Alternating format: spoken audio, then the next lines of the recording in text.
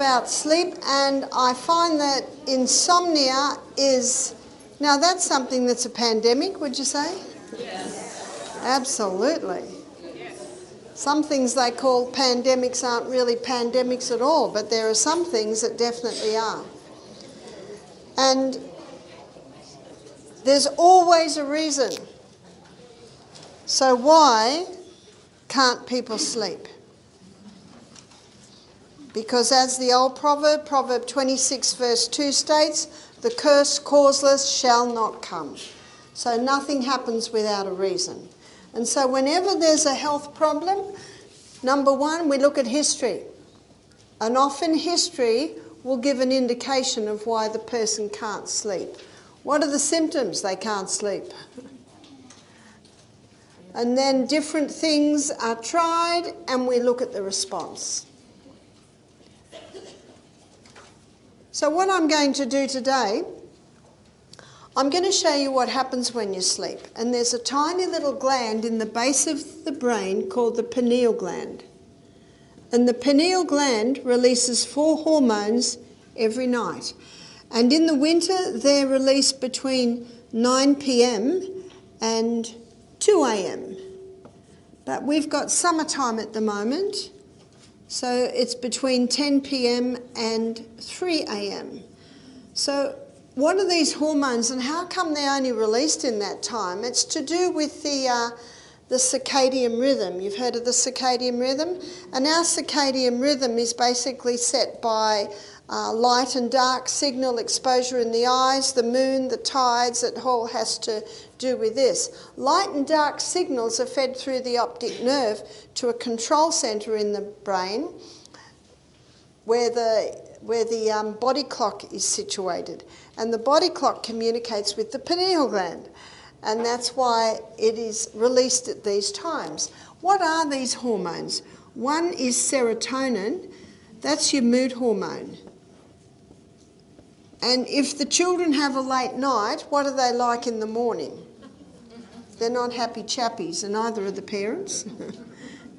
Melatonin is called the fix and rejuvenate nighttime hormone. Melatonin is the one that's responsible for the increase in healing, rest, rejuvenation in those hours. Another hormone is arginine vasotocin. And arginine vasotocin is a hormone that puts us into a deep sleep. And arginine vasotocin is our natural painkiller. So if you have pain of any type and you go to bed early, your natural painkiller will kick in. But there's a side effect. Using the natural painkiller, which the body will automatically do if there's pain of any type in the body, using that natural painkiller, there will be a waste from it. So the next night when you go to bed, if that waste hasn't been eliminated, then the pineal gland won't release another dose of arginine vasotocin.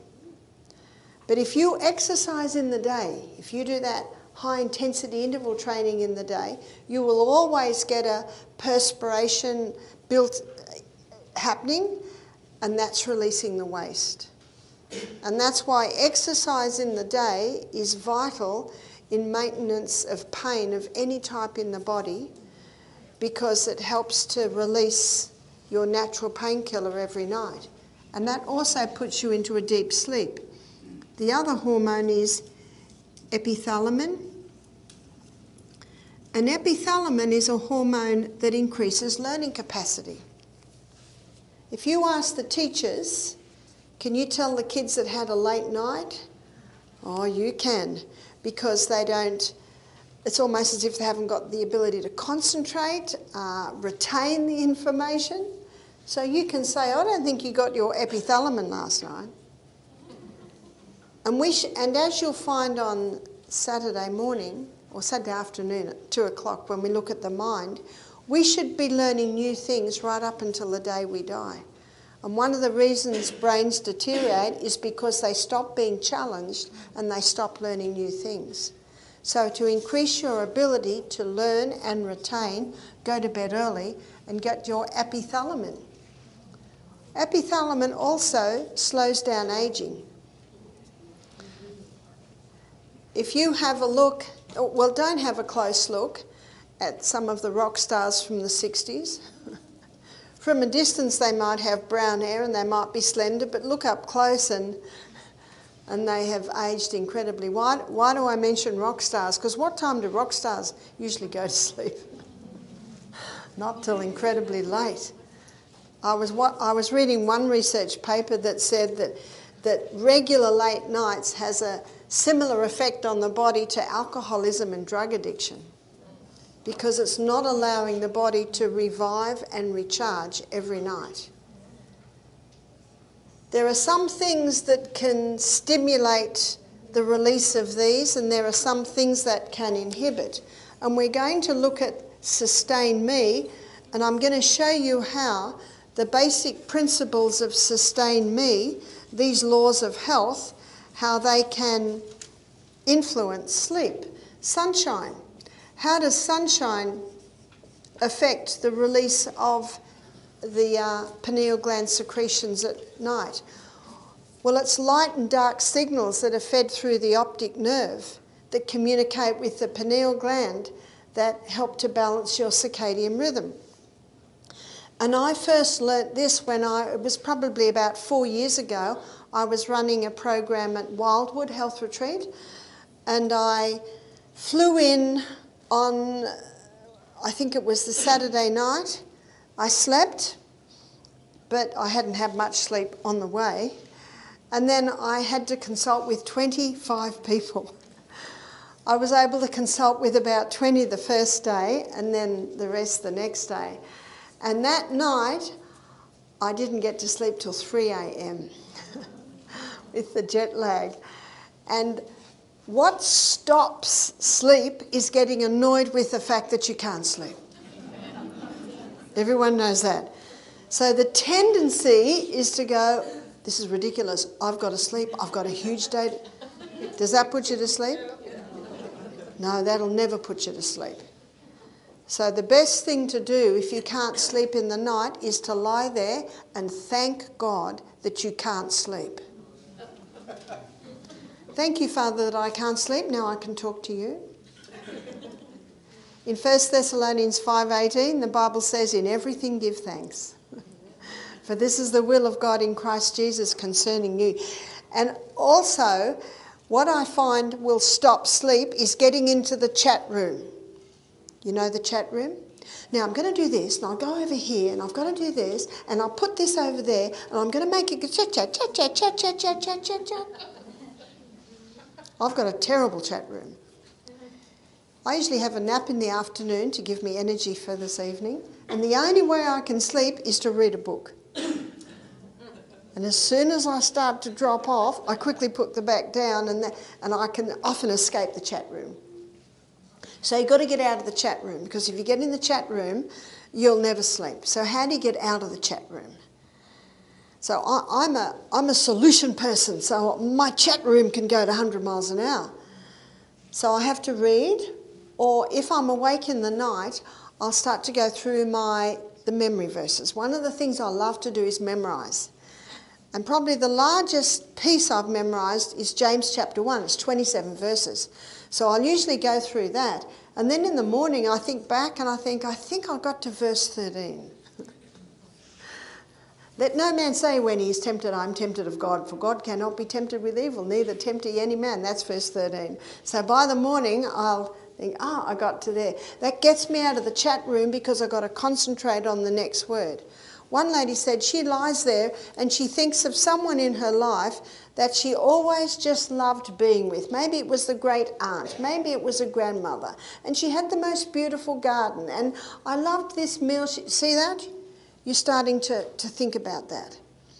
One lady said, and Adriana Huffington, she wrote a book on the science of sleep, she said, lie there and be thankful.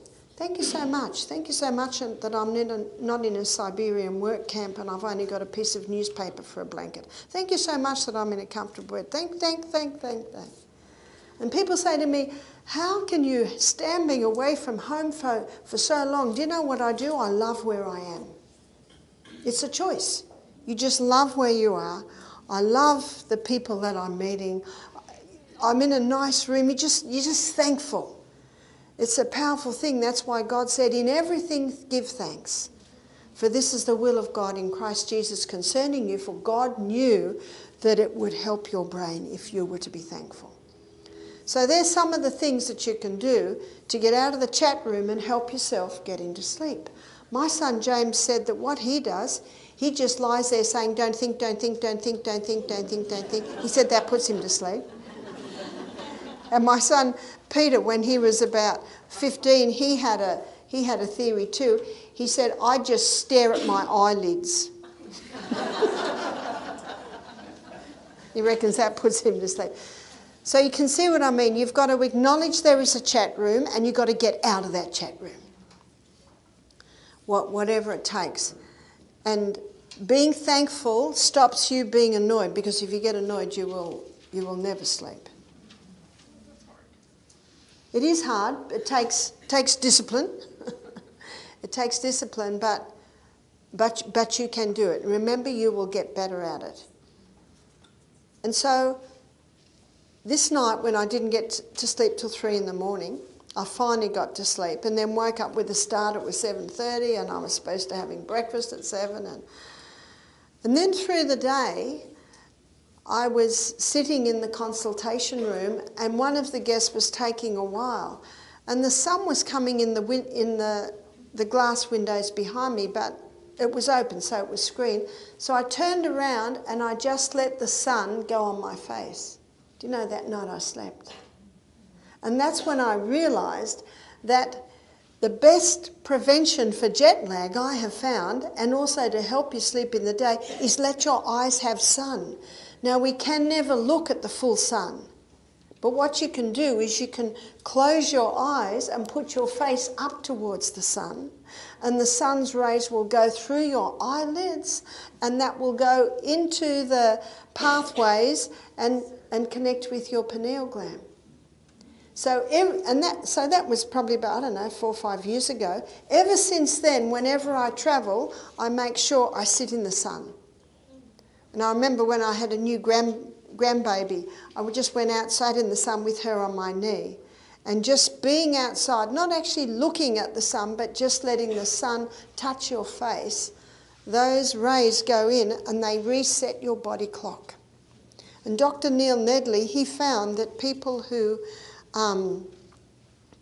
he found about 80% of people who had depression, their circadian rhythm was out. And we can reset our circadian rhythm by being exposed to the first hour of light in a day. And how many people that get depressed, or who are depressed, go to bed late and get up late, and they miss that first hour of light in a day, and that resets that circadian rhythm. So sunshine in the day helps to reset the circadian rhythm. Use of water. Our pineal gland needs a full hydration to be able to produce and release those hormones at night. Sleep. To get those hormones, we have to be in bed by 9 winter, 10 summer. Now, if you want to be in bed by 9, you've got to start planning for that at 7. Isn't that true? Yeah. If you want to be in bed by 9, you can't start thinking about it at 5 to 9. So my daughter-in-law, Arana, she likes her 2 little ones, when I was minding them, 4 and 6. She wants them in bed by 6:30. And I found the only way to do it is to start at 4:30. Start winding them down, and you're heading there, you're heading that. And I used to watch the way she did it. And she would give them something light to eat at 5, and then by 5:30, they're in the bath. And then by 6, they're into the bedroom and changing and choosing their books and reading the story, and the blinds are pulled down so it's dark, and they're in bed by 6:30. So you got to do it to you. Start winding down. Start winding down. You got your mind towards you going to bed there. One lady who went to bed at midnight every night, she started to go to bed at 11:30 every night. And a week later, she started to go to bed 11 every night. And then a week later, she went to... Can you see what she did? Little by little by little, she trained her body back into sleep. So sleep, trust. One thing that will keep us awake is worry. So trusting in God. And what does God say? He says, in everything, give thanks. But I broke my leg. God says, be thankful. Doesn't mean you have to like it. Thank you, but my leg is broken, Father. I don't like it, I don't understand, but I'm trusting that out of this I'm going to learn some things I would never have learned if I hadn't broken my leg. Abstain. There are some things that will block the release of those hormones. One is caffeine. Caffeine actually stops the release of those hormones for 5 hours. One lady said, does that mean I can drink the coffee in the morning? Well, you're still disrupting your neurotransmitters. Having alcohol at night, it drops the production of those hormones by 41%.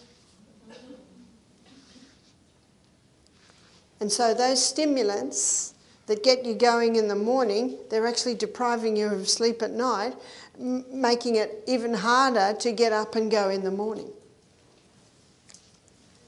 Inhale. A great way to get to sleep is what I mentioned before, 5 seconds in through the nose, hold for 3 seconds and then 5 seconds out. In fact, tonight when you go to bed, try it 10 times. And often, in the morning you'll think back, now how did I get to 8? If you got to 10 and you're still not asleep, do another 10. Because remember what the low sleep breathing does? It stimulates your parasympathetic nervous system. And your parasympathetic nervous system is your peace. It's a calmer. It's a calmer. Nutrition. When we have our largest meal at the end of the day, it's not easy to sleep. Because when we lie down to sleep, our stomach wants to sleep too. Some people say, well, I can't sleep if my body's ravenous hungry. So what you've got to do is if you're a little bit hungry at 6 o'clock, you're going to be ravenous at 9. So if you're got a little bit of hunger at 6 o'clock, have a bowl of soup, have a protein drink, have a banana or an avocado, just eat something light. And that will prevent that ravenous hunger in the middle of the night. But if you're really hungry, just remember when you're asleep, you don't know what you are. Moderation. Moderation certainly comes into the timing of eating, the timing of sleep. Exercise. Ecclesiastes, I think it's Ecclesiastes 5:12 says, the sleep of a labouring man is sweet. When we're physically exhausted, we sleep better. Many people today are having trouble with sleep because they're not physically exhausted because their bodies have hardly done anything through the day. That's why the high intensity interval training, don't do it before you go to sleep because it'll wake you up. The best time is early in the morning. It was probably about 5 years ago now. No, it was 4 years ago because my little granddaughter was just born and she's just turned 4. I was in Sheffield, London, and the plane was a little delayed, so I always go to the bookshelf, the bookshop I love reading. And I bought a book called Why We Sleep by Dr. Matthew Walker, and this book opened my eyes on sleep. And he quotes a lot of research in this book, and he shows that probably in the 1950s people were beginning to research sleep. And they first of all wired up rats to see how they sleep, and they found that rats did 90-minute cycles through the night. And some cycles, the eyes were moving rapidly. They're asleep, but the eyes are moving rapidly. And what the electrodes showed is that when the eyes were moving rapidly, the brain was very active. And then there were times when the eyes were still, and then the brain was relatively still. So they called the rapid time rapid eye movement, and the slow time non-rapid eye movement. So let's have a look at what they found happens. So in non-rapid eye movement time, there's a courier system. What's the courier system? At the back, in the base of your brain, there's your hippocampus. And your hippocampus is your short-term memory unit.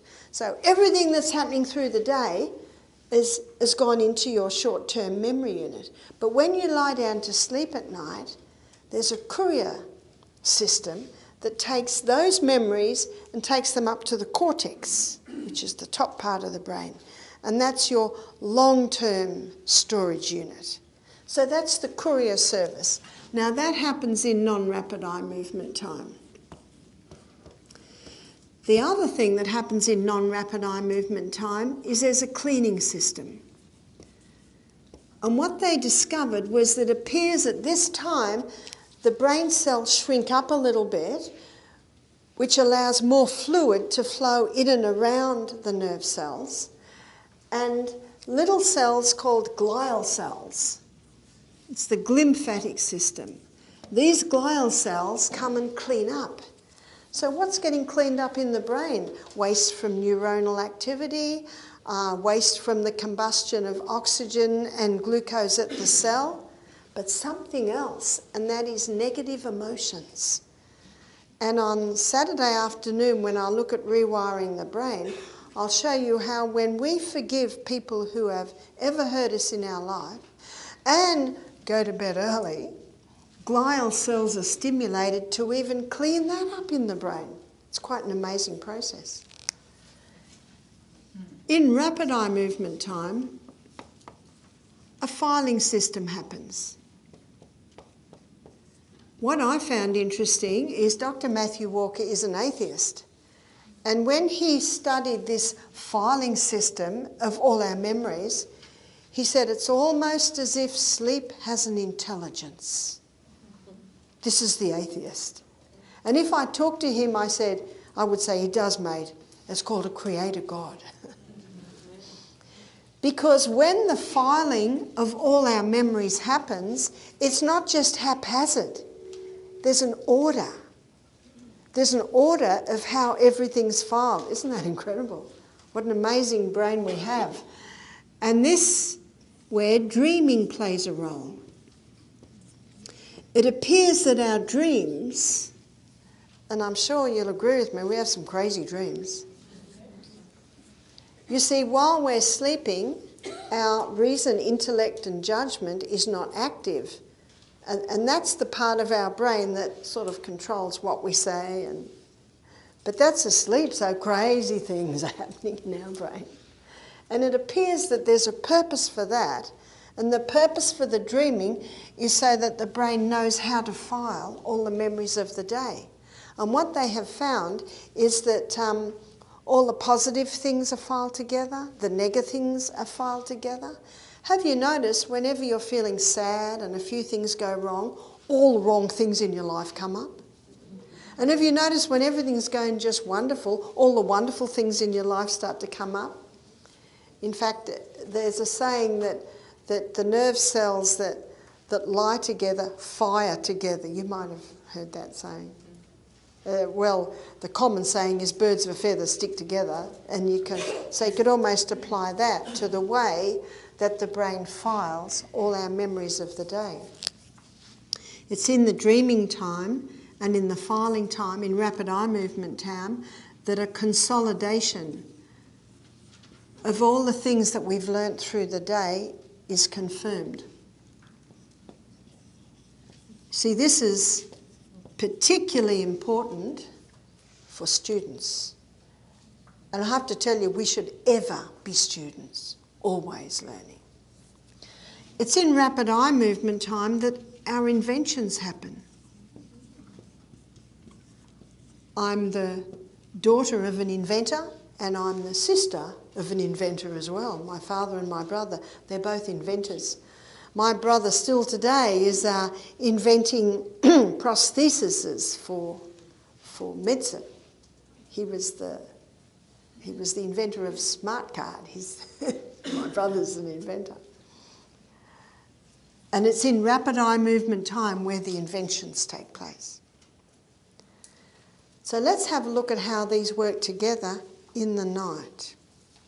So they work in shifts, you could say, of 90 minutes. Dr. Matthew Walker, after all the research that he did on sleep, he came to the conclusions that we must have 8 hours sleep a night. 8 hours sleep a night to allow everything that really God designed to happen while we sleep to happen. And so you've got a choice. You can go to bed at 8. Sorry, you can't get to bed at 8 tonight.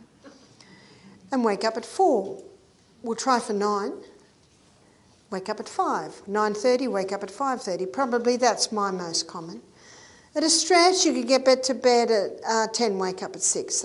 So let's go for the 9 to 5 and look at how these work together. So from 9 p.m. to 10:30, that's our first shift of 90 minutes.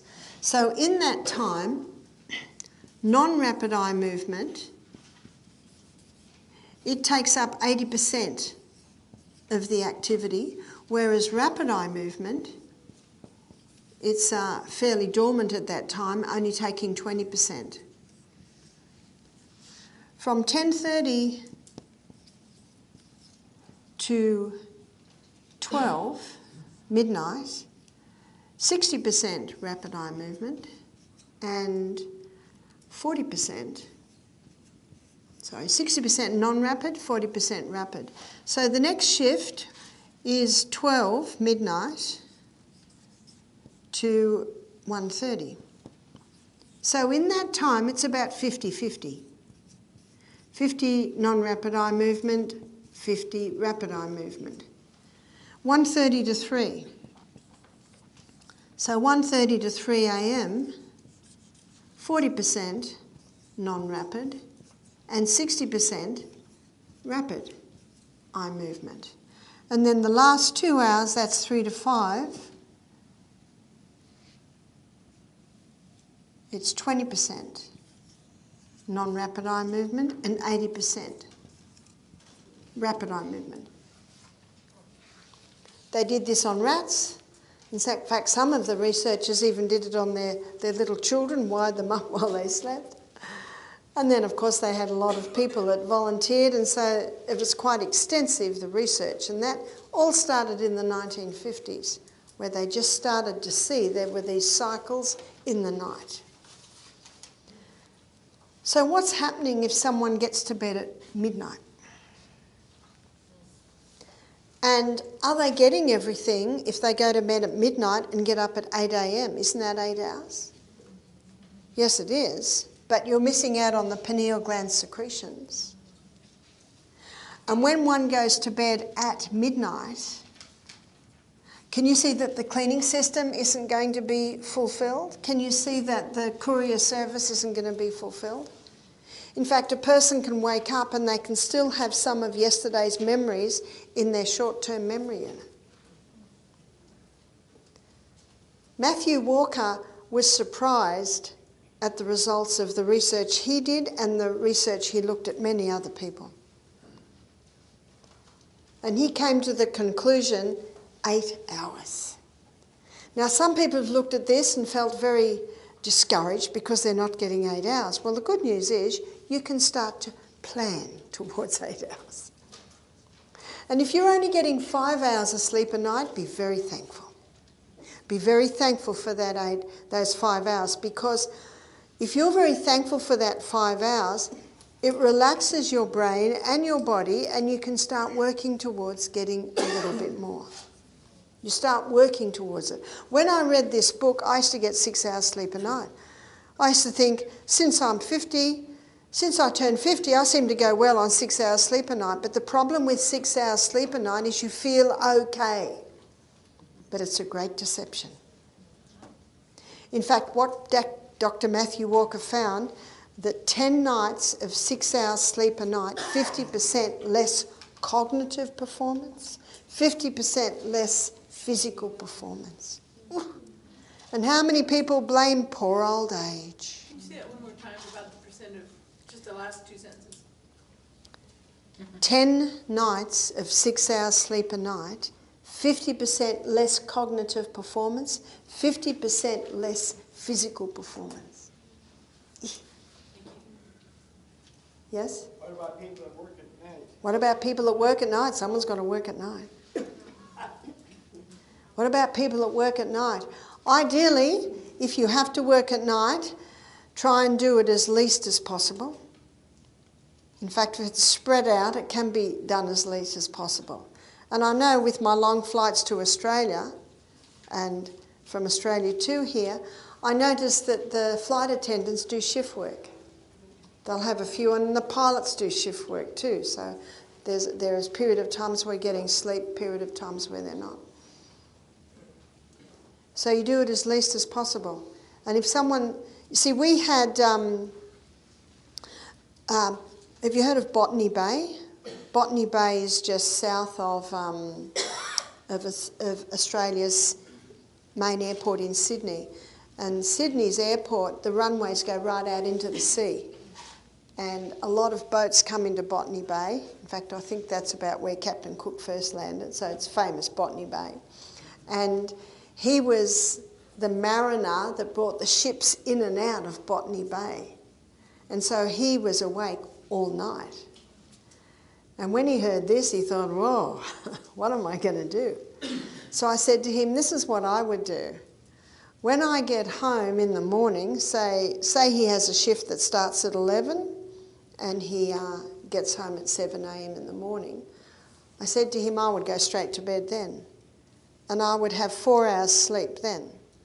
And then I would get up, then I would do my exercise, then I'd have my main meal, and I would get my sun on my face and function through the day. And then if you're going to have to be at work by 11, then do another 4 hours in the early evening up to 11, and try doing it that way. And also exercise. Do the exercise in the day. And many people, when they do night shift, they come home and have a meal and then go to bed. Don't do that. I said have a meal in the middle of your shift, in the middle of the night, and when you come home. So you can see that you can actually implement this in a way that it can help you get the most out of, because someone has to do shift work.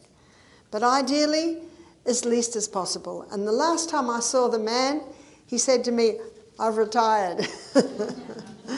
I said, that is good. And definitely on the days off, implement as much as possible this. So they asked Dr. Matthew Walker to do an article in the big university, Oxford University in the UK, on habits to help their students do better in their exams. So what he did was he showed how the stimulants have to stop. How many students are living on coffee? How many students are sometimes all night studying? But how much do they retain? They retain very little. So he said, go to bed at 8, get up at 4, and then you've got 2, sometimes 3 hours study time. And that 2 or 3 hours of study time early in the morning, that's equal to about 6 hours study time of an all-night effort. He said, be well hydrated. In fact, I was interesting, it was basically all this. Exercise in the day. And he also mentioned that the people who are organising the exams don't cram the exams in. He said 2 exams a week.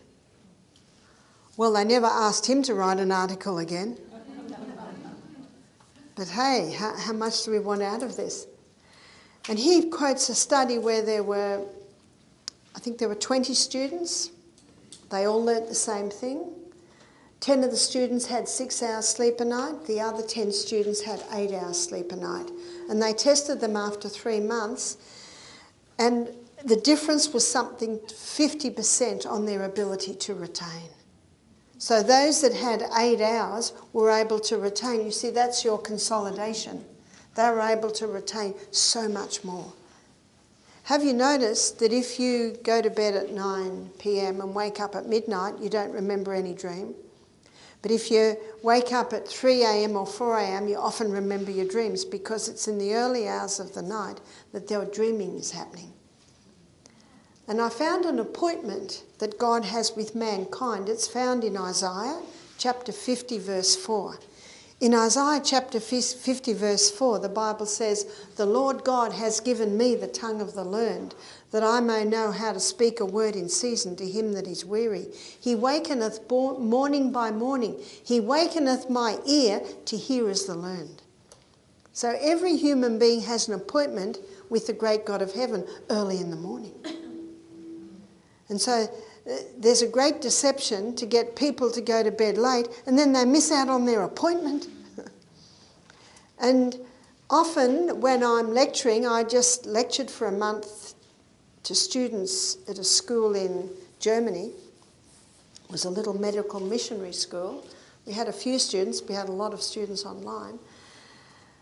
And whereas I would usually spend maybe 2 lectures on natural remedies, he wanted me to spend 8 hours lectures on natural remedies.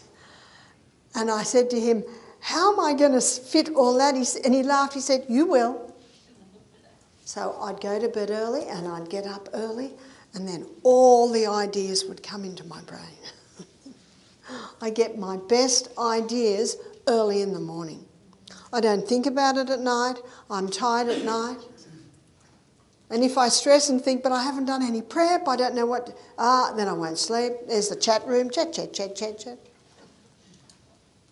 So I've got this book. I always read, I love reading true stories. So when I'm in the airport, I often look for true stories, and they're the books that I read to put me to sleep. I love autobiographies. I love hearing of people's lives. I love hearing how they coped. I love hearing how they dealt with certain situations. So I read a lot. I just read a book, I think about 6 months ago, The Midwife of Auschwitz. That was incredible, absolutely incredible. And yeah, there are a lot of bad things happen, but I love to read of human endurance. And this midwife, she delivered 3,000 babies in 2 years and did not lose a baby. Isn't that incredible? Didn't lose one baby.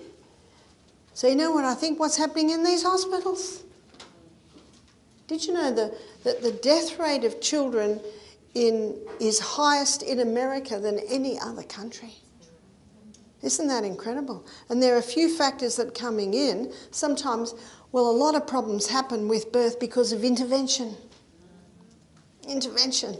That's why I had quite a few of my babies at home, and my daughters had their babies at home.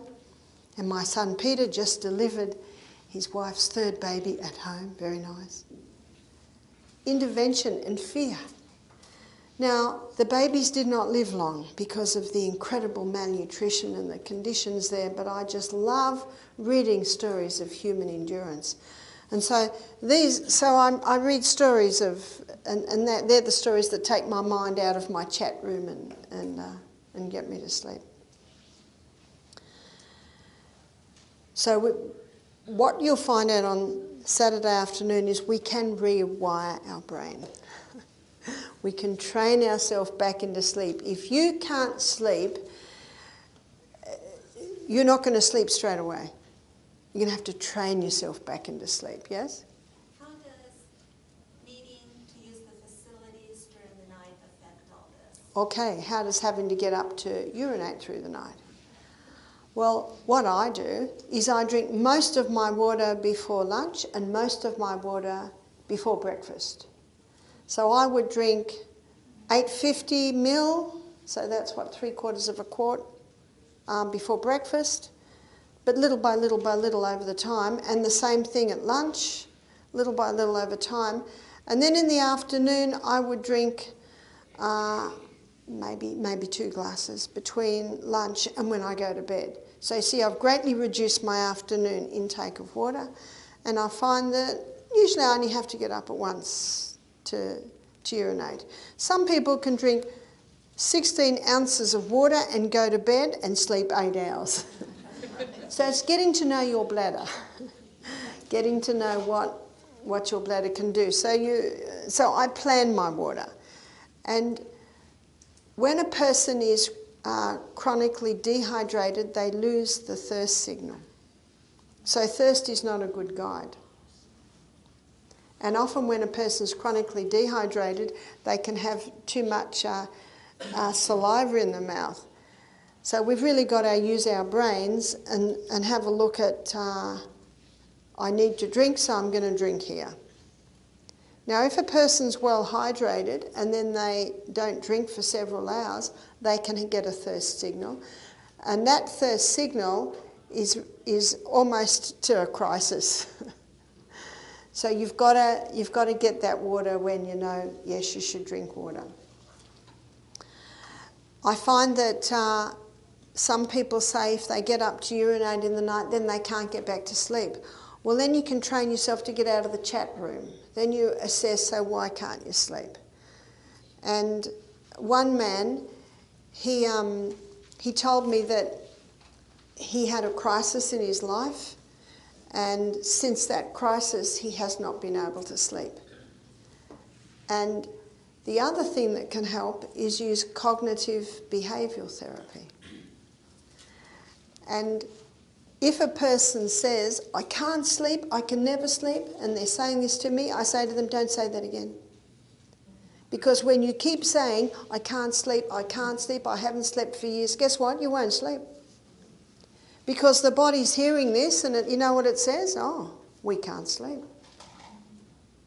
Cognitive behavioural therapy is actually changing the way you say it and you think it.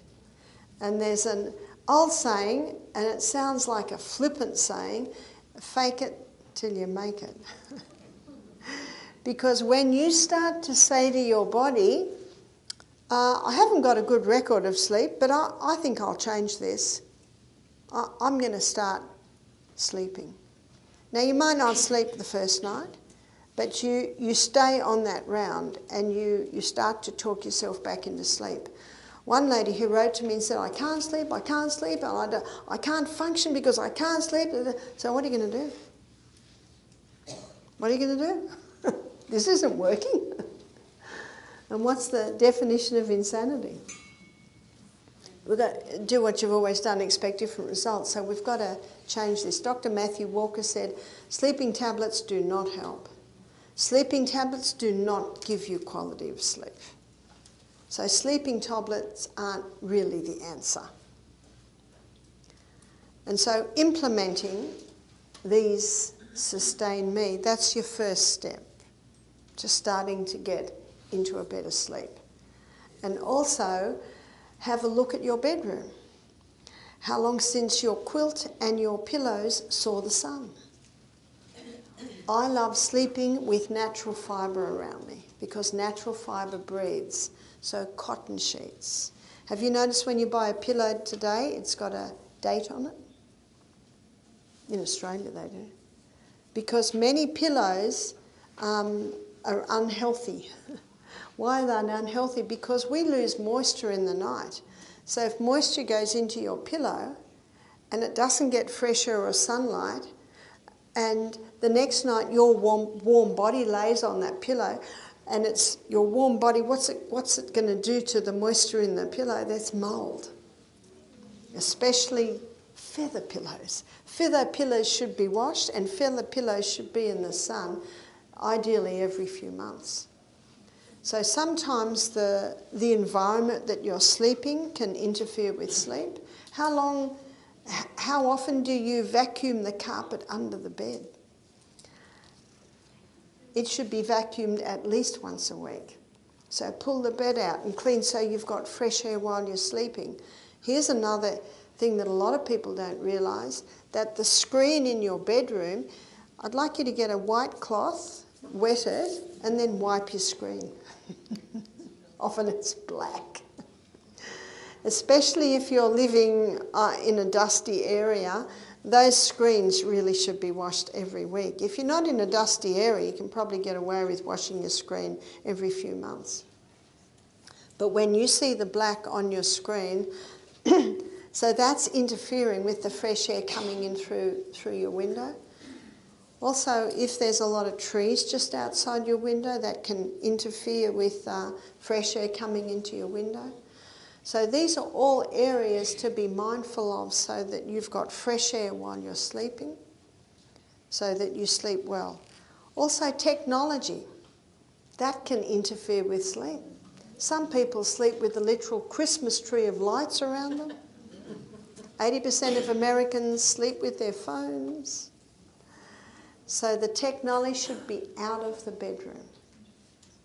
So charge your technology in the office or the bathroom or the next room. And if someone says, but I need my phone for my alarm clock, we'll put it in the hallway. You'll wake up looking for your phone. So it's looking at every area that could interfere with the sleep. So the abstain technology while you're sleeping must be out. My brother-in-law, he gathers all the children's devices and charges them in his office overnight. And that will help your children to sleep better. Yes? What about taking melatonin? What about taking melatonin? There are some things that you can take that help with sleep. And one is melatonin. Dr. Neil Nedley, in his book Proof Positive, he mentions melatonin, but he also mentions that it hasn't been around long enough to know what the side effects are. Hasn't been around long enough to know if you take melatonin every night, does that mean your body stops making its own melatonin? But it can help with some people, and maybe it can be like a halfway stop when someone's coming off sleeping tablets, that they might try that. One lady said that valerian made a huge difference for her son. Oh, that stings so bad. And because it is not a very pleasant tea, I think that's an E. Because it's not a very pleasant tea, taking it in capsule form or in tablet form can be an easy way to do it. But you see, it's a mild sedative, it's a mild tranquilizer. And her teenage son, and when I investigated as to the teenage son, he was on technology till midnight every night. So when you're watching this technology and then turn it off and go to sleep, can you sleep? No, that's why you've got to start winding down. Have soft lights, and ideally, if you're going to watch anything of an evening, make it on the television. It's the close-up screens that are the worst. See, the sunshine has blue light, and on our retina we've got receptor sites for blue light, and that blue light helps our brain function, also helps with, of course, the resetting the body clock. And devices have blue light, but it's not the same frequency as the sunlight. But it's similar enough so that if you look at your phone in the middle of the night, that blue light gives a message to the brain that says, wake up, daytime. So the worst thing you can do if you can't sleep is look at your phone. So get the phone out of the bedroom. Because I live in Australia, so Australia right now is probably about, trying to think what time it would be, I don't know, about the middle of the day, I think, in Australia now. Just guessing, I'm not quite sure. Australia wakes up probably our 4 o'clock in the afternoon. So because I live in Australia and I've got WhatsApp and all my family's on WhatsApp, I put my phone on silent every night. Otherwise, in the other room, I hear bing, bing, bing. And of course, when you hear bing, what do we want to do? We want to go and have a look. So put it on silent and and charge them in the next room. It's very important to have rules in the home. So on Friday I'm going to talk about feeding babies and child nutrition, and it's very important that we have rules, otherwise the children will never eat what you want them to eat. But there must be rules about technology. So a lot of our kids are getting depression. It's alarming the amount that are getting depression, and sometimes it's lack of sleep and too much time on technology. So there must be rules in the home regarding technology. And one parent might say, but they bought it with their money. And I say, okay, but it's your home. And one lady, she was having so much trouble. When the kids went to school, she got the computer and the television, put them in the car, and went and put them in the neighbour's shed. And she was having so much trouble with her teenage son. When he fell asleep, she went and took the phone there. But ideally, we have a relationship with our children so that we can have the rules in the home. So safeguarding your children's mental health, the technology should not be in the bedroom. One mother said to me, I homeschool my children, we live out in the bush, grow all our veggies, and my 14-year-old son is addicted to pornography. You see, he was such a good kid, they trusted him. Well, it's good that he's a good kid, but there are so many things out there that can easily deceive and entice. So that's why I say, if there's technology, have it in the lounge room where you are. And of course there are blocks that you can have on those devices, but I tell you, these kids are so savvy with technology, they can usually break into those. But for mental health, we need to sleep. For our kids' mental health, they need to sleep. It's called the silent killer. One lady said, my son, he can't sleep. So I said, how old is he? 11. What time does he go to bed? Oh yeah, we put him to bed at 8:30 at night. When does he wake? 11 o'clock. What does he do? Games. He'll play games till 2 o'clock. I said, first step, get rid of the games, get rid of the technology.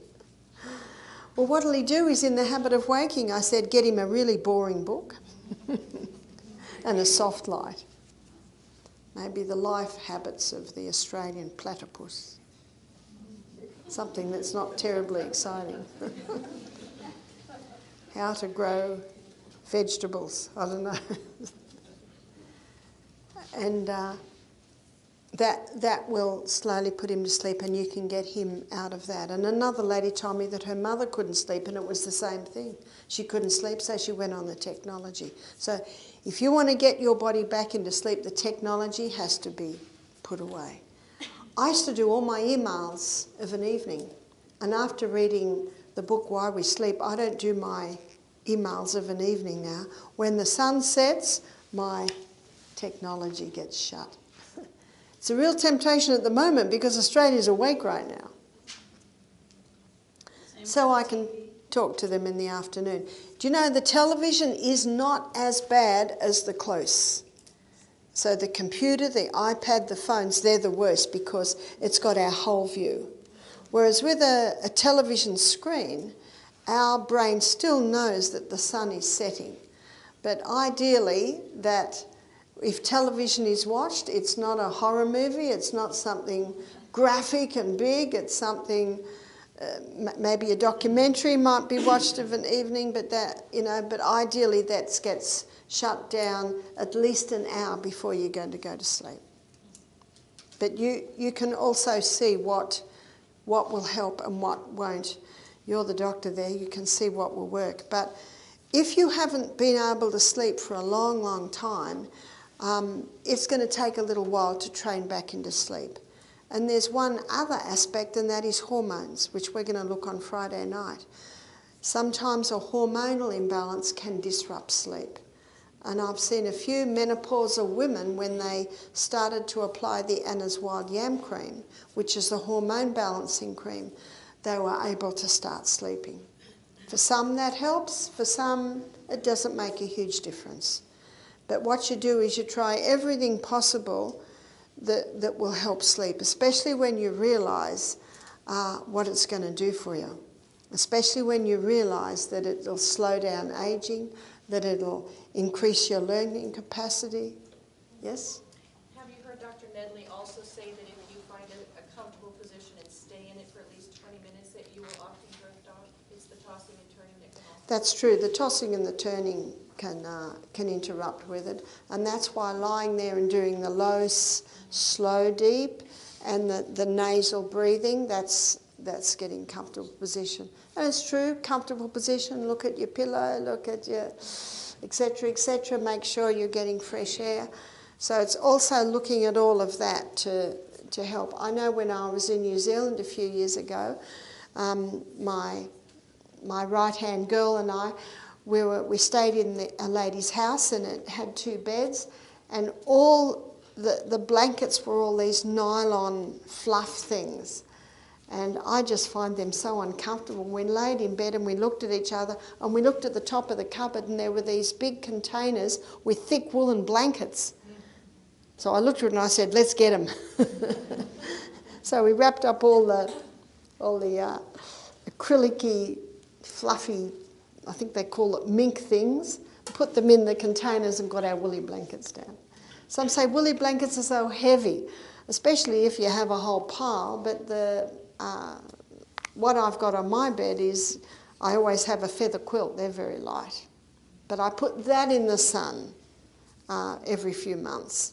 And in the winter, I know it's winter in Australia at that time, I've got a woolen blanket, and then we put the feather quilt on that, and we find that very warm. It's important to be warm, but it's also important to have that fresh air coming in. So comfort while you sleep's important.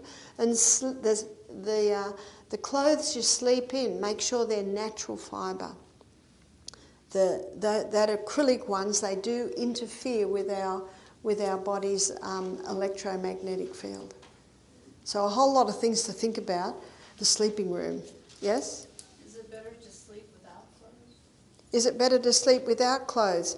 I'll leave it up to you. I heard it was. Certainly nice in the summer. Any questions before we close, yes? You say to drink water like as early as you can, but a little bit all the time. And you also say to put a little salt. Now, do you put a little salt in your mouth before you drink a little every time? No. The question is, how often do you use the salt, especially if you're using a little bit every time? At the beginning of each glass of water, you take that little bit of salt. If you're having a mouthful of water every 5 minutes and you have salt every time, there's a lot of salt. So just at the beginning of every glass of water. Yes? When's the best time to do your exercising? The best time is early in the morning, because you reap the benefits all day long when you do early in the morning. Yes? So if you don't have a problem sleeping and you're watching TV or using a phone right before you go to bed, even though I can still go to bed and go right to sleep, it's still affecting us, is that correct? It is. That's why you do it as little as possible. Yes? So you work night shifts. What happens when your pineal gland is not being activated at that time? Because you're working. Yeah, if you're awake and the lights are on, the pineal gland doesn't release those hormones. That's the scary thing. And it doesn't affect a person when it happens once, but then day after week after month, what they find is the person ages very quickly. And I think I mentioned earlier, they're finding those continual late nights, it depletes the body. And the person ages very quickly. Well, I think time's up. I'll hand it over to Michelle. Thank you.